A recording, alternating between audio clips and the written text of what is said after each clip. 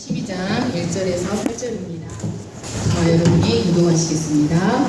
여호와께서 모세에게 말씀하여 이르시되 이스라엘 자손에게 말하여 이르라. 여인이 임신하여 남자를 낳으면 그는 이에 또한 부정하리니 복을 여인할 때와 같이 부정할 것이며 여덟째 날에는 그 아이의 포피를 베일 것이요 그 여인은 안식으로 33일을 지내야 사흘이 깨끗하지니 절별하게 되는 그 아이 자기 전에는 성물을 만들지 말며 성소에 들어가서 말 것이며 여자를 낳으면 그는 2일 동안 부정하리니 월경할 때와 같을 것이며 사녀리 깨끗하게 됨은 66일을 지내야 하리라.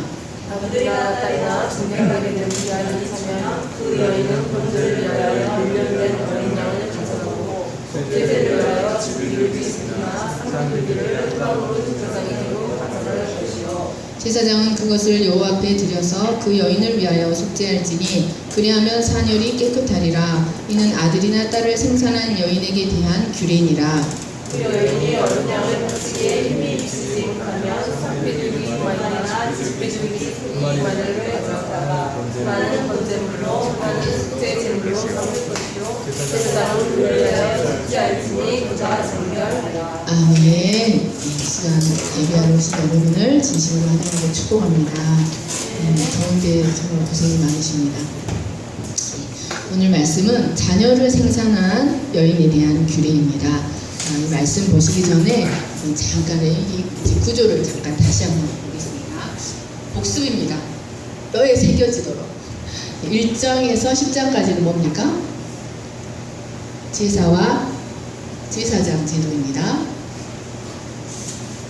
그리고 이제 제사장 제도를 싹 갖추고 나서 11장부터 15장까지는 의식법이에요. 의식법. 11장은 음식법. 기억나시죠? 12장 오늘 말씀은 출산에 관한 규례예요. 출산. 그다음에 13장, 14장은 이제 그 나병. 히브리어로는 자라아트라고 해요. 나병에 대한 규례입니다. 그리고 15장은 유출병에 관한 규례예요. 몸에서 이렇게 흘러나오는 유출병. 그래서 이제 이것을 의식법이라고 합니다. 이것은 이제 하나님 앞에서 정결을 유지하게 해주는 법이에요. 그래서 여기에 어긋나면 하나님 앞에 예배드리러 갈 수가 없어요. 그래서 여기에 어긋나면 부정하다 그래요. 부정하다는 말이 뭡니까? 무슨 뜻이에요? 부정하다. 부정하다. 얘들은 딱 갖추던데. 부정하다는 말이 뭔 말이에요? 더럽다. 쉽게 하세요. 부정하다. 더럽다. 혐오스럽다. 가증하다. 그런 뜻이에요. 그래서 여기 어긋나면 부정해져요. 그래서 부정해진다는 것은 뭐냐면 하나님께 예배드릴 수 없다는 거예요. 그래서 하나님께 예배드리기 위해서 지켜야 되는 법이에요. 그래서 이것을 어기면 예배드리러 나갈 수가 없습니다. 그리고 16장부터 27장까지는 성결법이라고 해요. 홀리네스 코드. 이것은 이제 하나님 앞에서 정결법, 이것은 이제 사람 사이에서 정결법이에요. 그래서 의식, 사회법, 도덕법, 뭐 이런 여러 가지 윤리법들이 있습니다. 그래서 오늘은 이제 출산에 관한 하나님께서 출산에 대해서 어떤 규례를 주셨어요.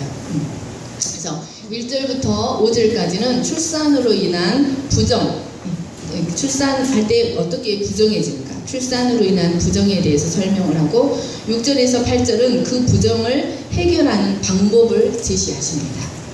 여러분, 출산은 축복일까요? 저주일까요? 정말로 그렇게 생각하십니까? 우리 윤희 집사님은 지수를 낳아서 내가 잘 낳았다고 생각하십니까? 아니면 저 새끼가 내게 원수라고 생각하십니까? 출산이 인간에게 축복일까요? 저주일까요? 그럼 왜 예수님은 가룟 유다에게 네가 차라리 나지 아니하였으면 좋았겠다고 하셨을까요? 출산은 분명히 창세기 1장 28절을 보시면 출산은 진성이제 이걸 보고 하세요. 출산은 분명히 축복입니다. 그리고 시편 127편 3절에도 보면 자식들은 여호와의 기업이요 태의 열매는 그의 상급이로다. 출산과 탄생은 분명히 축복이에요. 그런데 이 말씀은 이 말씀은 마치 출산이 저주인 것 같은, 생명의 탄생이 저주인 것 같은 그런 인상을 줍니다. 왜 여러분 왜 축복이 저주가 되었을까요? 무엇이 이 축복을 저주가 되게 했을까요? 죄입니다. 죄가 이 축복을 저주가 되게 했습니다. 또 오늘 말씀은 이 저주를 축복으로 바꾸는 법에 대해서 가르쳐줍니다. 그래서 여기 오늘 말씀에는요, 너무나 중요한 구속사적 의미가 담겨 있습니다. 하나님께서 우리를 어떻게 구속해 나가시는가, 어떻게 구속해 나가시는가, 그 비결이 담겨 있습니다. 1절부터 5절을 보시겠습니다.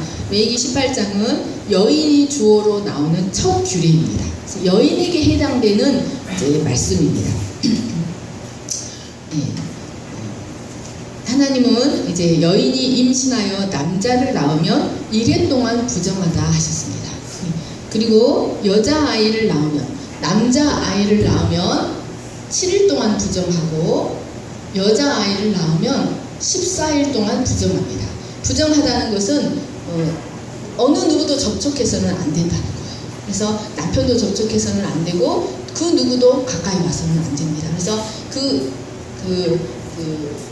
수발 드는 사람, 이렇게 수발 들어주는 사람만 옆에 있고, 그 사람도 부정해집니다. 그리고 이 기간 동안에는 그 누구도 이 산모와 이제 아이 옆에 와서는 안 됩니다. 그래서 남자는 7일 동안 부정해지고, 이 7일 후에 8일째 할례를 행해야 됩니다. 할례를 행하고 나면 이 아이는 정결해집니다. 그래서 할례를 행하고 나서 이 아이는 하나님께 예배드릴 수 있는 아이가 됩니다. 그리고 여자아이는 이 할례를 하지 못해요. 그래서 14일 동안 이제 보냅니다. 그래서 할례 대신 14일을 지나는, 이 14일이 지나고 나면 이 아이는 하나님께 예배드릴 수 있는 상태가 됩니다. 그런데 산모는 이걸로 끝나지 않습니다. 이때 이제 이 7일과 14일이 지나면 사람 사이의 부정기는 지나요. 그런데 산모는 이 기간이 지나도 하나님께 예배하러 갈 수가 없어요. 이 아이들은 하나님께 예배하러 갈 수가 있습니다. 산모는 여기서 33일을 더 지나야 됩니다. 남자아이는 33일을 더 지나야 하고, 여자아이는 66일을 더 지나야만 이제 하나님께 예배할 수 있는, 이제 예배할 수 있는 특권이 다시 회복이 됩니다. 여러분, 여기에는 너무나 중요한 그런 의미가 담겨 있습니다. 하나님께서 왜 이렇게 이런 그 규례를 주셨는지 우리는 이해가 하나님께서 그렇게 말씀하실 때는 그러한 중요한 그러한 하나님 뜻이 있어요. 하나님 뜻이 있기 때문에 하나님께서 그렇게 하라고 하셨어요. 그래서 우리가 이해가 되지 않지만 그걸 순종해야 돼요. 그러나 지내놓고 보면 여기에 너무나 놀라운 구속사적 의미가 담겨 있어요. 자, 그러면 하나님께서 왜 이러한 규례를 말씀하셨을까? 첫째는 위생적인 이유 때문입니다. 산모와 신생아를 보호하기 위한 위생적인 이유 때문입니다.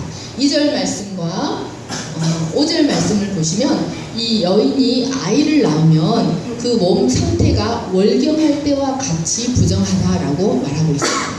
월경할 때와 같이 부정하다는 것은 그 몸에서 출혈이 있다는 것입니다.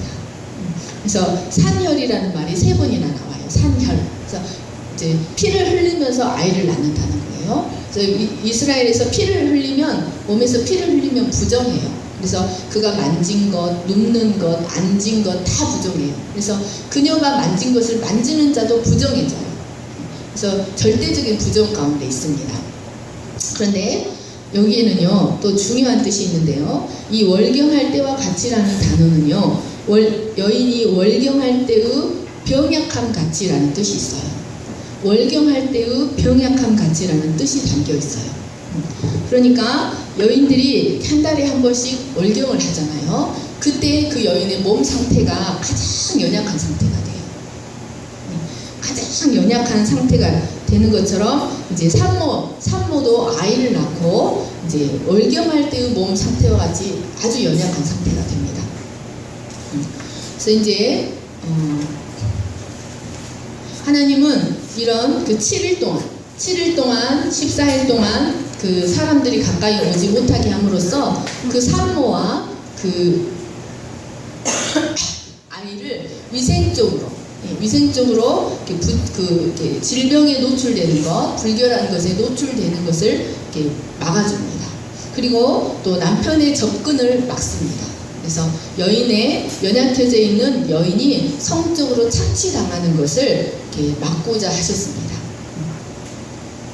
그래서 이것은 연약한 신생아뿐만 아니라 아이를 낳고 연약해져 있는 여인을 보호하시고자 하시는 창조주 하나님의 은총이라고 할 수 있습니다. 그래서 이 법에는 그 하나님 자기 백성에 대한 남자뿐만 아니라 여인에 대한 세심한 배려와 관심과 사랑을 발견할 수 있습니다. 그래서 하나님은 자기 피조물의 생명을 돌보시는 하나님이셔요. 그래서 하나님께서 규례와 법도를 주신 것을 이 규례와 법도를 자세히 살펴보면 놀라운 하나님의 인자하심과 자비가 담겨 있어요. 하나님께서 우리에게 법도를 주신 것은 우리를 억압하고 우리를 묶기 위해서 주신 것이 아니라 그것을 행하면 그로 말미암아 살리라고 그러셨어요. 그래서 우리를 살리기 위해서 주셨어요. 두 번째로 이 율법은요 너무나 중요한 의미가 있는데 구속사적인 의미가 있어요. 이 율법은 이 여인과 이 아이를 통해서 이 해산을 통해서 인간이 하나님 앞에서 본질적으로 어떤 존재인가를 발견하게 해줍니다. 인간이 하나님 앞에서 본질적으로 어떤 존재인가? 인간이 하나님 앞에서 어떤 존재인가? 출산으로 인해서 출산한 여인과 그 아이를 부정하다고 했잖아요. 이것은 본질적으로 인간이 하나님 앞에서 부정한 존재라는 것을 말해줍니다. 부정하다는 것은 아까 말씀드렸던 것처럼 인간이 하나님 앞에서 본질적으로 더러운 존재다. 본질적으로 가증스러운 존재다. 본질적으로 혐오스러운 존재라는 것을 깨닫게 해주는 법이었어요. 자, 출애굽기 3장 16절에서 19절을 한번 보세요. 이 해산의 고통은 인간의 범죄에 대한 하나님의 징계였어요. 해산의 고통은 인간의 범죄에 대한 언약적 저주였습니다. 그래서 인간이 이 세상에서 느낄 수 있는 고통 중에 가장 큰 고통은요, 해산의 고통이에요. 인간이 이 세상에서 몸으로 느낄 수 있는 고통 중에 가장 잔인한 고통이 해산의 고통이에요. 그래서 여인들이 옛날에는 그 아이를 낳으러 들어갈 때 신발을 거꾸로 놔두고 들어가잖아요. 아이를 낳다가 죽기도 하잖아요. 그래서 아이를 낳는 고통이 사람이 경험할 수 있는 고통 중에 가장 큰 고통. 사람 속에서 사람이 나오는 것. 사람 속에서 사람이 나오는 고통은 이루 말로 표현할 수 없는 고통이었다는 거예요. 그런데 이 고통은 인간의 범죄에 대한 저주였습니다. 그래서 이 하나님이 해산한 여인을 부정하다. 그 아이도 부정하다고 말하는 것은 뭘 의미하냐면 하나님께서 그 여인과 그 아이를 어디로 소환을 시키는 거예요? 어디로 불러 세우시는 겁니까? 그 창세기로 불러 세우시는 거예요. 아담의 범죄 현장으로 그 여인과 그 아이를 소환하는 겁니다. 그래서 아담의 타락 이후에 에덴 동산 바깥에서 태어난 모든 인간은 하나님 보시기에 부정하다는 거예요. 에덴 동산 바깥에서 태어난 모든 인간의 상태가 하나님 앞에서 더럽고 추하고 가증한 상태라는 것을 가르쳐 주는 겁니다. 그러니까 막 태어난 아이가 태어날 때는 순수하고 때묻지 않은 상태로 태어나는데 살면서 그 죄에 물들고 살면서 죄를 배우고 살면서 오염되는 것이 아니라 태어나면서부터 죄에 오염된 상태로 태어난다는 거예요. 태어나면서 부정한 상태로 태어난다는 거예요. 그러니까 인간은 본질적으로 하나님 앞에서 선한 것이 나올 수 없다는 거예요.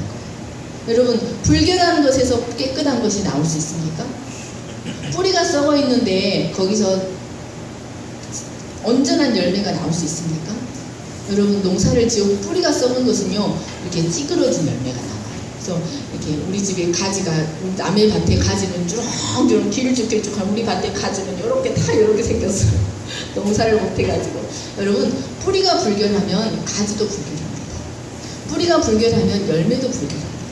그래서 이 출산 규례는 이 여인과 아이, 인간을 이 아담의 범죄 현장으로 소환해서 그들이 어떤 상태인가를 깨닫게 해줍니다. 그래서 다윗은 이렇게 고백했습니다. 시편 51편 5절 7절을 보십시오. 내가 죄악 중에서 출생하였으며 어머니가 죄 중에 나를 잉태하였나이다. 우슬초로 나를 정결케 하소서. 내가 정하리이다. 나를 씻기소서. 내가 눈보다 희리이다. 우슬초는 문둥병자가 나음을 받은 후에 거기에 피를 적셔서 이렇게 우슬초를 뿌리는 거예요. 그러니까 다윗은 자기의 본질이 뭐라는 겁니까? 문둥병자라는 거예요.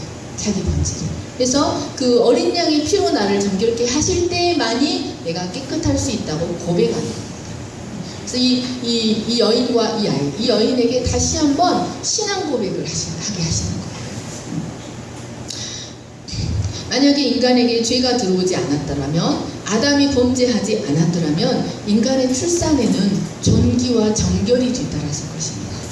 그래서 존귀한 출산, 정결한 출산이 되었을 것입니다. 왜냐하면 하나님께서 인간에게 생육하고 번성하여 땅에 충만하라고 약속하셨기 때문입니다.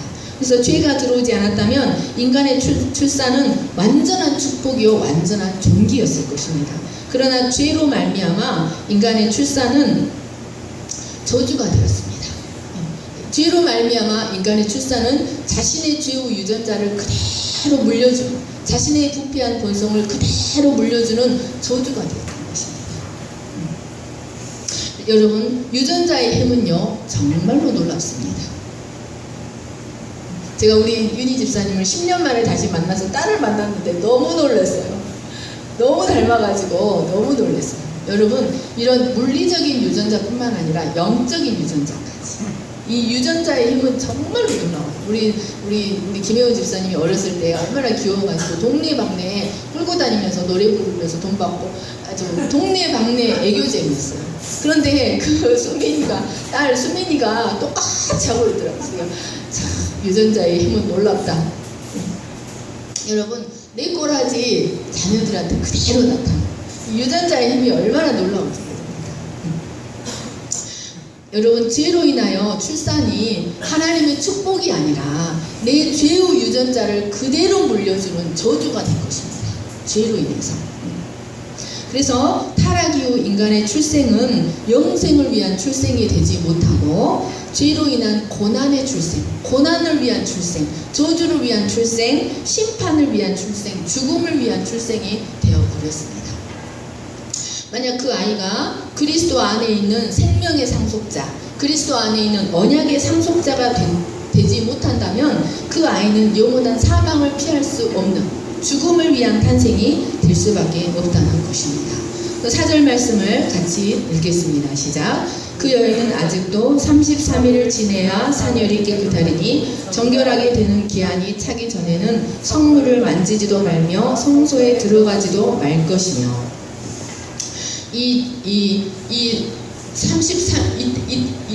그러니까 40일 모두 합쳐서 40일 모두 합쳐서 80일, 이 기간 전에는 이 시간이 지나고 나면 7일과 14일이 지나고 나면 사람은 접촉할 수 있어요. 그런데 이 기간이 지나야만 하나님을 접촉할 수 있다는 거예요. 이때부터 사람은 접촉할 수 있습니다. 이때부터 사람은 접촉할 수 있지만 하나님은 접촉할 수 없어요. 성물도 먹을 수 없고 또 성소에 들어갈 수도 없습니다. 이 기간 출산으로 인해서 사회적 교류, 이 기간에는 사회적 교류가 박탈이 되고 종교적 교류의 특권이 박탈됩니다. 이것은 뭘 의미하냐면 아담과 하와의 범죄로 인하여 하나님의 면전에서 쫓겨난 인간의 실존을 가르쳐줍니다.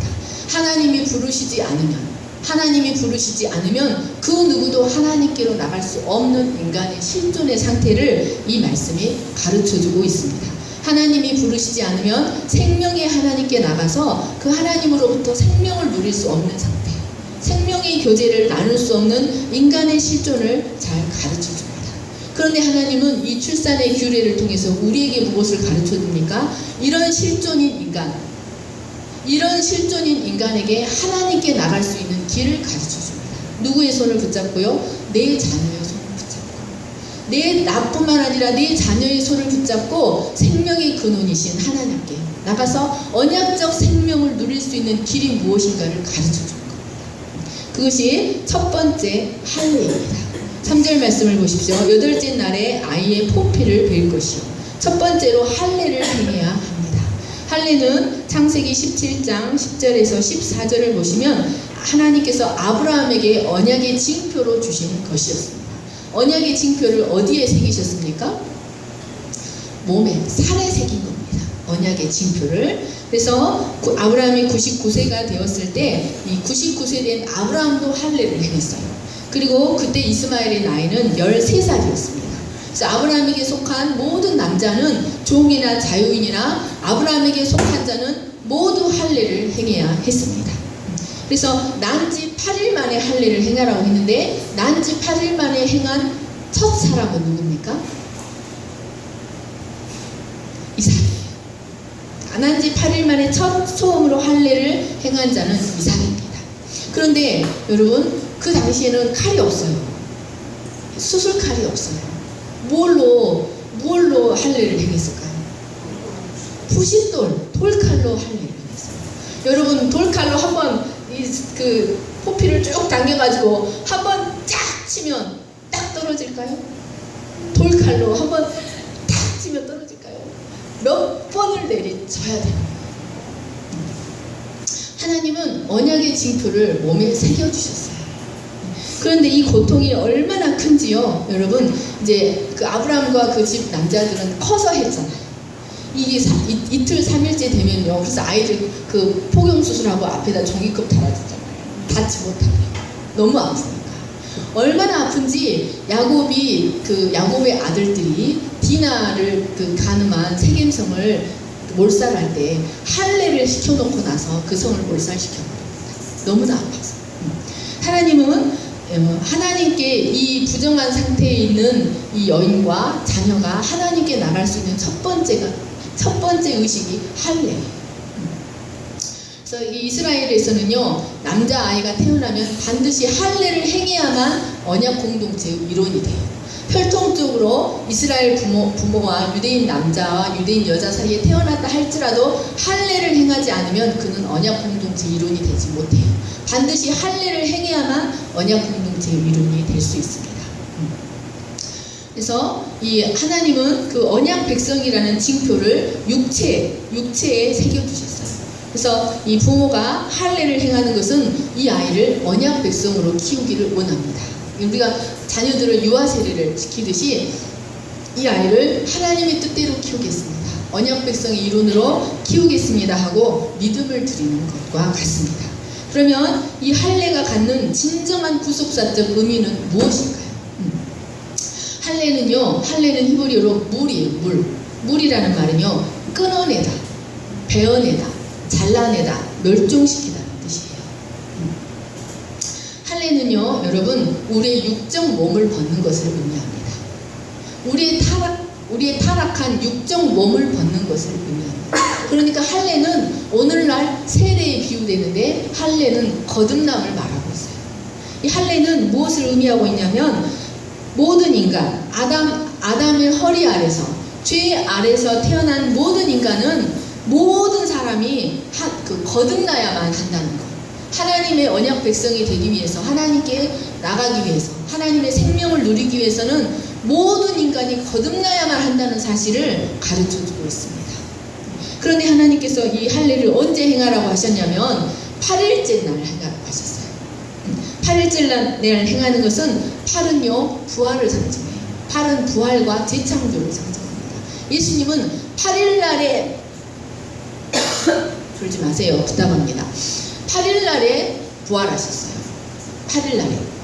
그래서 8일째 날 할례를 행하는 것은 예수 그리스도의 십자가와 부활을 통해서 모든 인간이 예수 그리스도의 십자가와 부활을 통해서 거듭나야만 한다는 것, 다시 태어나야만 한다는 것, 육적 몸을 벗어야만 한다는 것을 가르쳐주고 있는 것입니다. 그러니까 모든 인간이 다 다 죄에 오염된 상태로 태어난 모든 인간이 예수 그리스도의 대속의 은혜가 절대적으로 필요하다는 거예요.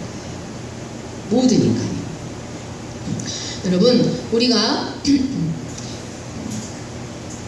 그런데 이거 사도 바울은 손으로 한 할례가 참 할례가 아니라 참 할례는 마음에 해야 된다고 했습니다. 이스라엘 백성들에게 있어서 가장 큰 욕이 뭐냐면 할례 없는 자예요. 할례 없는 놈이 자신은 하나님의 백성, 할례 받은 백성을 모욕하느냐. 이스라엘에서 가장 큰 욕이 할례 없는 자예요. 그래서 그들은 자신들이 할례 받은 자라는 자부심이 대단했어요. 그런데 사도 바울이 뭐라고 했냐면 몸의 할례가 참 할례가 아니라 영적인 할례를 예표하는 기능을 하고 있다는 거예요. 그래서 참 할례는 심령에 해야 된다. 마음에 해야 된다. 여러분, 언제 언약 백성이 될 수 있습니까? 여러분, 처치맨이 언약 백성이 아니에요. 할례 받은 자가, 마음의 할례를 받은 자가 참된 하나님의 백성입니다.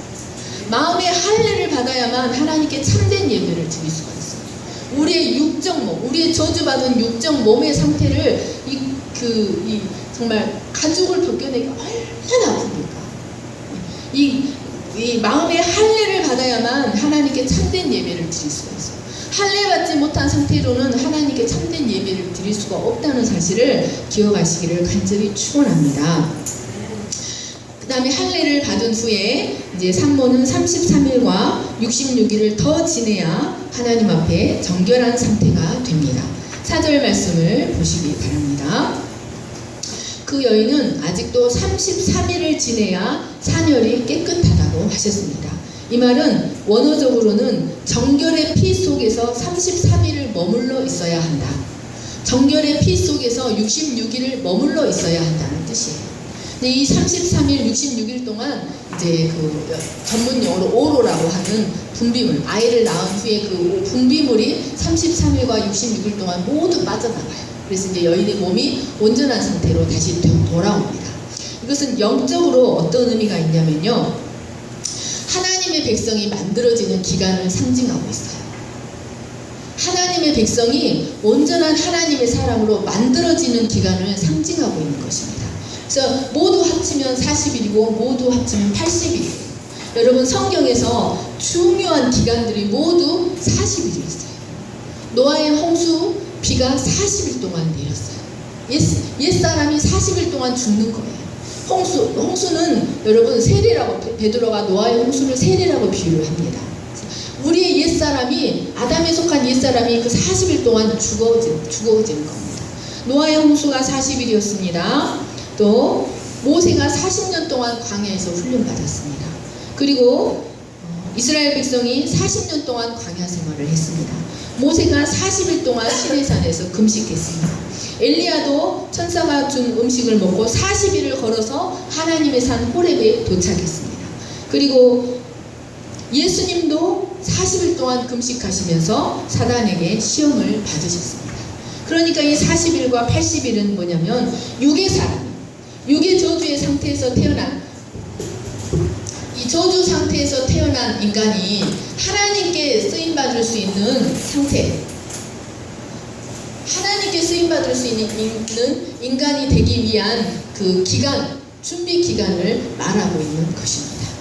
하나님의 백성은 모두 이 기간을 통과하게 하신다는 사실을 기억하시기를 간절히 축원합니다. 그래서 이 기간은 육의 사람이 하나님께 참된 예배를 드릴 수 있는 영의 사람으로 변화되는 기간입니다. 육의 사람이 하나님께 쓰임받을 수 있는 정결의, 쓰임받을 수 있는 사람으로 변화될 수 있는 정결의 기간입니다.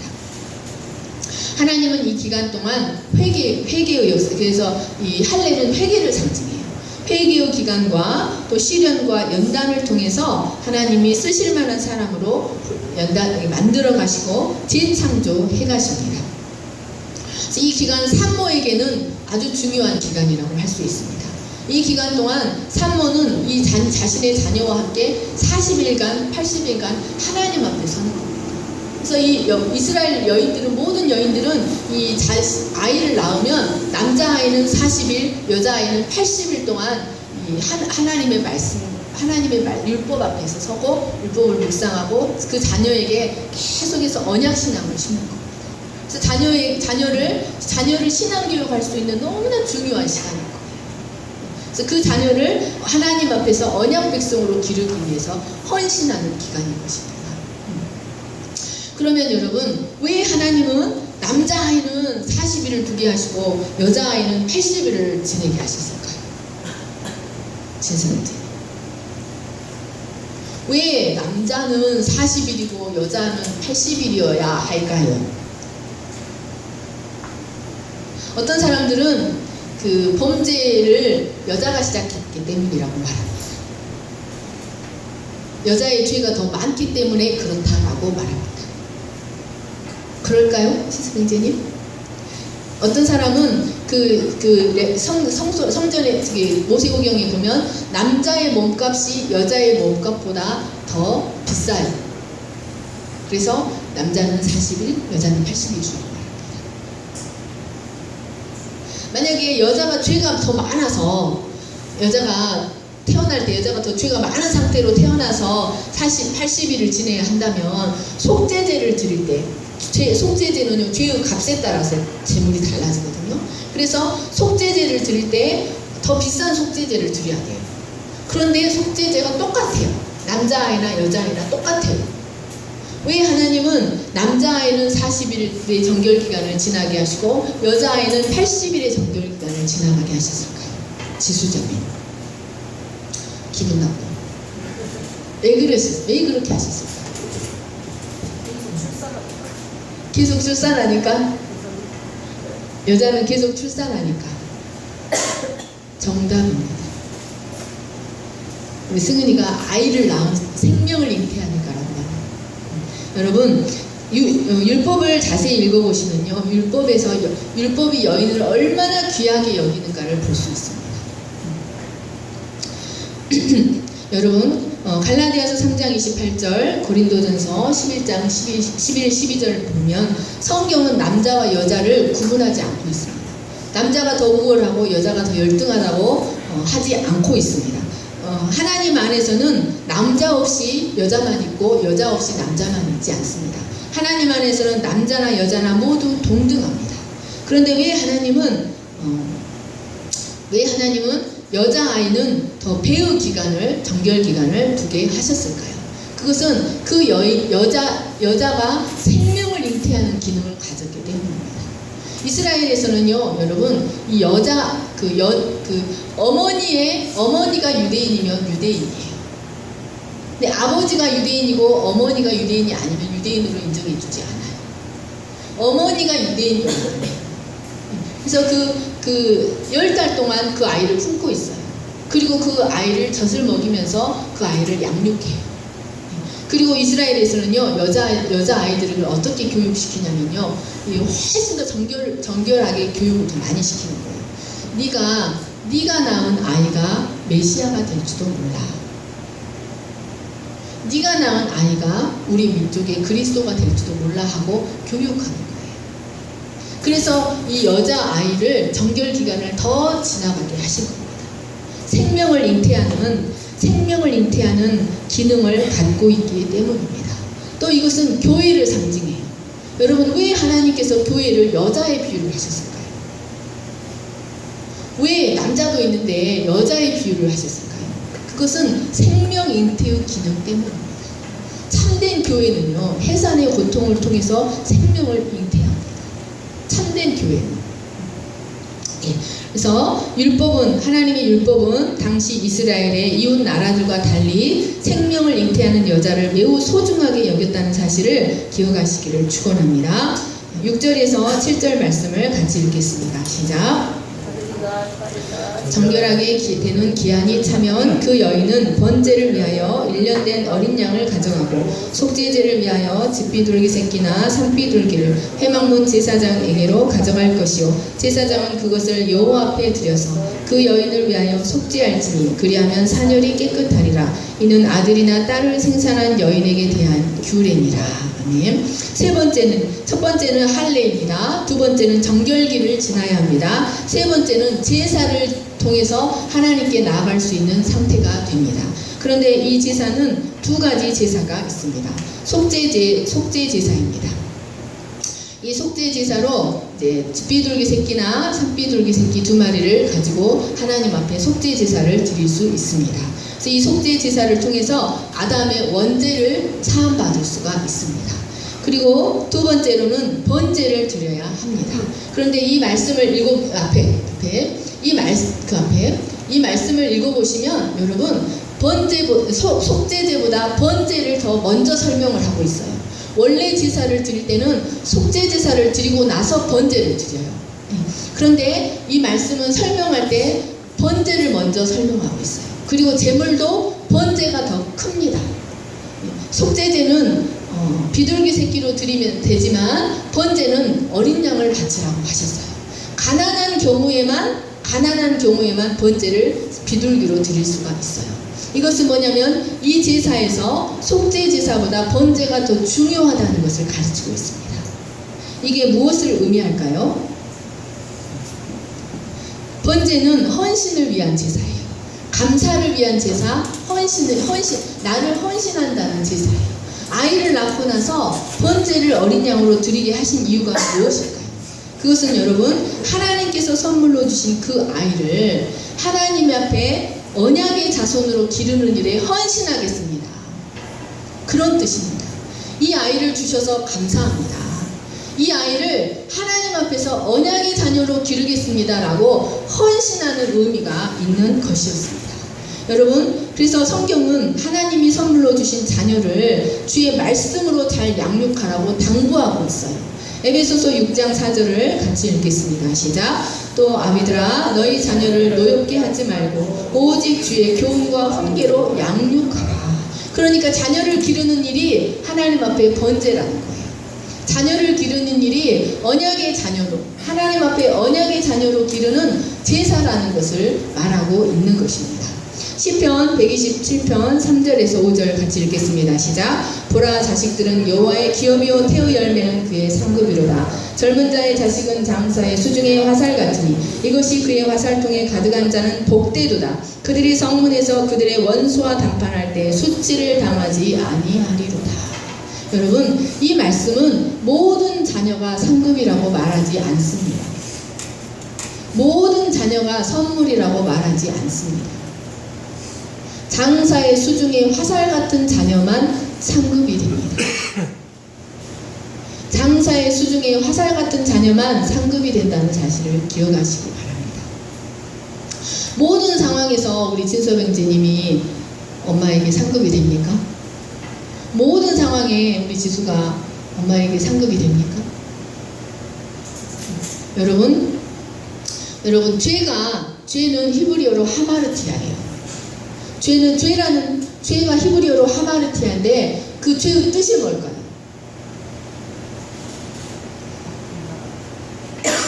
죄라는 뜻이요 관역을 빗나가다는 거예요.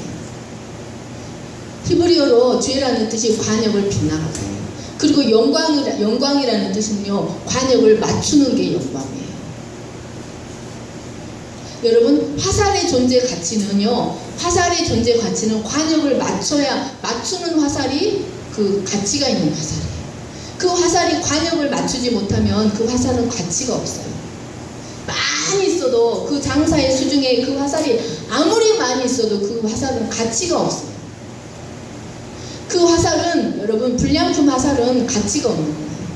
오직 그 화살은 관역을 맞춰요. 이렇게 쐈을 때 관역을 맞춰야만 그 화살은 가치가 있는 화살이에요. 여러분, 그 아이가 하나님의 언약의 자녀가 되어서 그 아이에게 주신 하나님의 뜻이 이루어질 때 그 아이가 상급이 됩니다. 그 아이에게 주신 하나님의 뜻이 이루어질 때 그 아이가 상급이 된다는 말씀입니다. 하나님은 부모에게 그 아이가 하나님의 뜻을 이루는 화살이 되도록 키우는 사명을 맡기셨다. 그래서 그 아이를 내 육신을 위한 자녀가 아니라 하나님을 위한 자녀. 그래서 우리가 수요일날 공부했죠. 나를 위하여 낳은 내 자녀라고 했었어요. 하나님께서. 나를 위하여 낳은 내 자녀라고 하셨어요. 네 자녀를 나를 위해서 낳았다고 했어요. 사랑하는 여러분, 그 아이에게 주신 하나님의 뜻이 이루어질 때 그것이 영광입니다. 그것은 그럴 때 그 아이가 진정한 하나님의 선물이 될 수 있습니다. 그러므로 언약 공동체에서 어머니는, 자녀를 낳은 어머니는 그 자녀를 언약의 자녀로 키우는 중대한 사명을 맡았다는 사실을 기억해야 합니다. 그리고 그 사명을 위해서 자신이 먼저 하나님 앞에 헌신하는 자가 되어야 합니다. 이 아이를 낳고 속죄제와 번제를 드렸다는 것은, 여러분, 속죄제와 번제는 모두 예수 그리스도를 예표하고 있습니다. 예수 그리스도의 십자가의 은총을 예표하고 있습니다. 그러니까 우리가 자녀를 언약의 자녀로 기를 수 있는 길이 무엇이라는 것을 가르쳐주니까 십자가의 은혜밖에 없다는 거예요. 우리가 십자가의 은혜로 내가 십자가의 은혜 잠기고 십자가의 은총으로만 내 자녀를 언약의 자녀로 기를 수 있다는 거예요. 내 지혜나 내 노력이나 내 능력이 아니라 십자가의 은혜로만 이 자녀를 하나님의 화살로, 하나님의 언약의 자녀로, 하나님의 목적을 이루는 자녀로 기를 수 있다는 사실을 가르쳐줍니다. 여러분, 하나님께서 이러한 출산에 대한 규례를 주신 것은요, 하나님의 언약의 축복이 세대로 넘어가기를 원하셨다는 거예요. 하나님의 언약적 축복이 그 민족이, 이스라엘이 영원토록 하나님께 예배하는 민족이 되기를 원하셨다는 것을 의미합니다. 여러분, 여호수아서를 읽어보면 여호수아서에 뭐라고 나오냐면 그 자녀 세대들이 하나님을 알지 못하였더라라고 나옵니다. 그 믿음이 대를 이어가지 못한 거예요. 근데 그것으로 끝나지 않고 그 자녀들이 바알과 아스다롯을 섬겼더라라고 나옵니다. 그러니까 언약의 자녀로 기르지 못하면 하나님을 우습게 알고 하나님을 우습게 버려버리고 그것으로 끝나는 것이 아니라 우상 숭배자가 된다는 것입니다.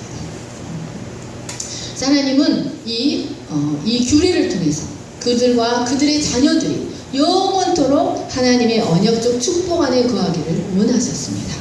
8절 말씀을 같이 읽겠습니다. 시작. 그 여인이 어린 양을 바치기에 힘이 미치지 못하면 산비둘기 2마리나 집비둘기 새끼 2마리를 가져다가 하나는 번제물로 하나는 속죄제물로 삼을 것이요 제사장은 그를 위하여 속죄할지니 그가 정결하리라. 하나님은 가난한 자들까지도 그 의식을 행할 수 있도록 배려해 주셨습니다.